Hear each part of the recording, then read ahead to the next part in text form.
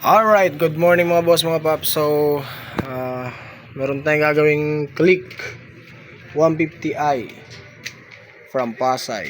Ayan, so ipay-cleaning tayo. Ipay-cleaning, reset ECU.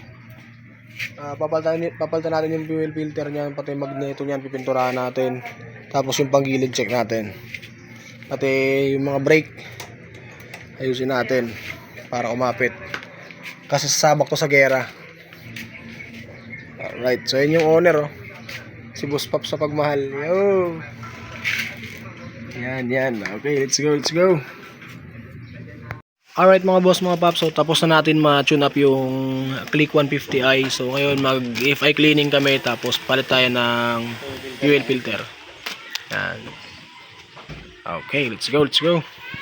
Alright mga boss, mga paps, so tapos na natin ma-FI cleaning, tapos mapalitan yung kanyang fuel filter. Ayan. So wala na to, madumi na to masyado.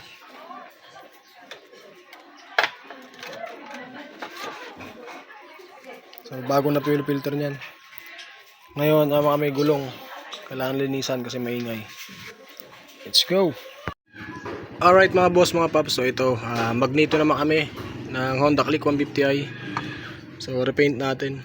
Laki ng magneto niya. Grabing magneto to, napakalaki. Solid. Sa ganda ng kanyang stator coil. Ako magliliha pre. Ayan di ba? Alright, let's go. Alright mga boss, mga paps, ayan, kabit na natin yung magneto ni sir. Ayan. Okay na yan, repaint na natin. So salpak natin ng matesting. Alright mga boss, mga paps, so manual reset na kami ng ECU. So ayan siya, bypass, TPS tsaka ECU. Ayan, so tapos na yan. Kita yung check engine, nagbi-blink. Tapos na yan siya. Tapos na yung 5 times na mabilis mag-blink. So ibig sabihin na reset na yung ECU tsaka TPS nya. So all goods na to.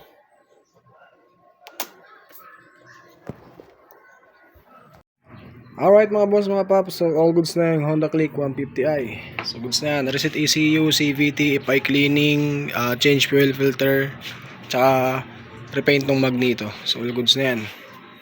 Adjust na natin yung preno. Goods na yan. Thank you.